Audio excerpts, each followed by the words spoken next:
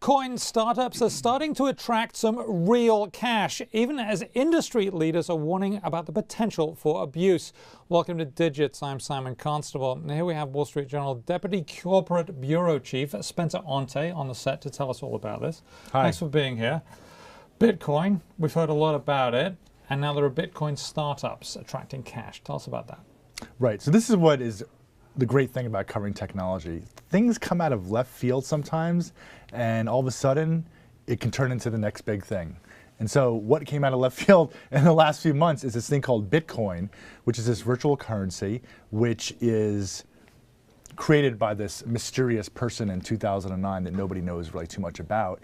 And it's been growing over the last few years. And so now it's attracting the attention of venture capital investors who invest in high-risk ventures. And so we reported exclusively that Union Square Ventures is just probably the biggest venture capital firm in New York, is leading an investment around $5 million into this new startup called Coinbase.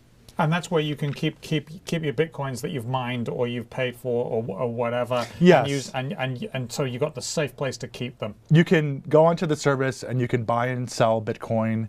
You can put it in your digital wallet, and then you can transact with merchants who accept Bitcoin. Okay, so this is taking off. This is the broad theme that this Bitcoin thing is not only it's the Bitcoin company, but also all these other startups. The ecosystem. The ecosystem is growing just like the Apple ecosystem grew. But there are some real risks here, aren't there? And the risks are for abuse and hacking. Explain why. Huge risks. So, you know, it's a currency that's not backed by any central bank. So that's the first thing you have to understand. Most currencies are backed by governments. And some people would say that was actually a good thing, but carry on. Yes, and that's part of the reason why it's catching on is because people look around in the world and they see central banks across the world pumping money into these economies, deflating the value of the currencies. Some, you know, look at what happened in Cyprus. You know, the money you had in the bank really wasn't even worth anything. And so the risk is that people can attack some of these exchanges, okay?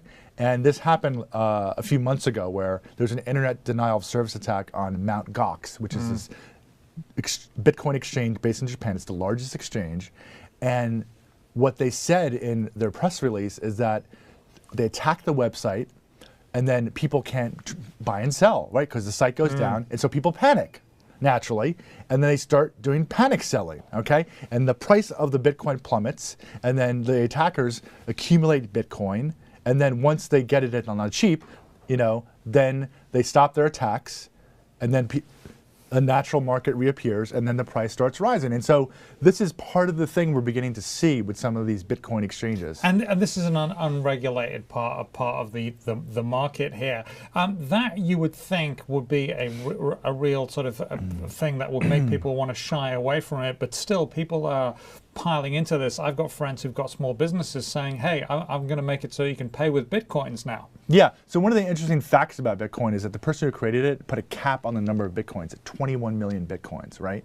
And 11 million of them have been distributed so far.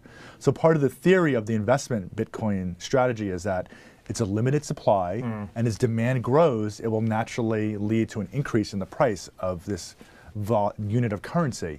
And so that's what some people are betting. Other people are thinking it could turn into a legitimate payment mechanism because if you use a credit card, there's a transaction fee of 2.5% to 3%. And so part of the theory is that this will spread around the world because merchants will adopt it since they're very low margin businesses, a lot of these retail establishments, and then they could basically make some more money by accepting Bitcoin. And you mentioned that the company that created this has put a limit on the number of coins. That is only their promise, and they could presumably turn around and change that at some point in the future. So you have no guarantees from that, even if you trust them. Well, that is a big question. The way the system was architected, as I understand it, is that it is capped at 21 million, but who's to say that's going to happen? You know, is there a contract that you sign that they will have to honor? No, there's no contract. It's just the way the software was created. And so I think that is definitely a risk factor. In fact, when we talked to Fred Wilson, who is one of the investors at Union Square Ventures, about this, he said, if I was to write a prospectus listing all the risk factors on this, it would be very long, very long disclosure. And so it's, you know, people should definitely tread carefully here. Okay. But there's a lot of excitement. A lot of excitement, but tread carefully. Spencer Ontay of the Wall Street Journal. I'm Simon Constable, and that was Digits.